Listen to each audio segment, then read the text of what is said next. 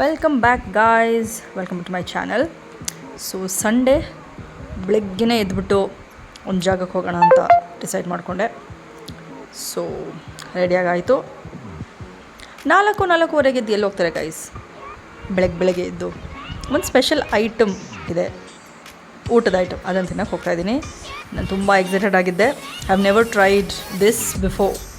So try ಮಾಡೋಣ ಅಂತ ನಮ್ಮನೆಯವ್ರಿಗೆ ಹೇಳಿ ಕರ್ಕೊಂಡು ಹೋಗ್ತಾಯಿದ್ದೀನಿ. ಅದೇ 4 AM ಬಿರಿಯಾನಿ. ಸೊ ನಮ್ಮ ಮನೆ ಹತ್ರನೇ ಇದ್ದಿದ್ದರಿಂದ ಇಟ್ ವಾಸ್ ಈಸಿ. ಸೊ ತುಂಬ ದೂರ ಟ್ರಾವೆಲ್ ಮಾಡಬೇಕಂತ ಏನಿರಲಿಲ್ಲ. ಸೊ ನಮ್ಮ ಮನೆ ಹತ್ರ ಒಂದು ಇನ್ಸ್ಟಾಗ್ರಾಮಲ್ಲಿ ನೋಡಿದ್ದು ನಾನು ಇದನ್ನು. ಸೊ ಐ ಥಾಟ್ ಓಕೆ, ಮನೆ ಹತ್ರನೇ ಇದೆಯಲ್ಲ, ಲೆಟ್ಸ್ ಟ್ರೈ ಅಂತ. ತುಂಬ ರಶ್ ಇದ್ದರು. There was some offer going on. So rush ಕೂಡ ಇತ್ತು, but still we manage to get tokens. ಅಲ್ಲಿ ಇಡ್ಲಿ, ಕಾಲು ಸೂಪು ಮತ್ತು ಬಿರಿಯಾನಿ ಇತ್ತು, ಐ ಥಿಂಕ್ ಪ್ರಾಬಬ್ಲಿ. ಸೊ ನೋಡಿ, ಬಿಸಿ ಬಿಸಿಯಾಗಿತ್ತು. ಮನೆಗೆ ಪ್ಯಾಕ್ ಮಾಡಿಸ್ಕೊತಾ ಇದ್ದೆ ಬಿರಿಯಾನಿನ. ಸೊ ಚೆನ್ನಾಗಿತ್ತು ಬಿರಿಯಾನಿ.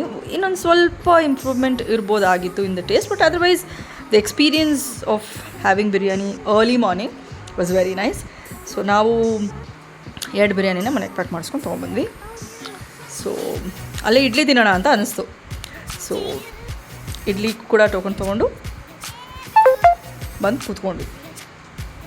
ಟೇಸ್ಟ್ ಚೆನ್ನಾಗಿತ್ತು. Idli was soft and nice.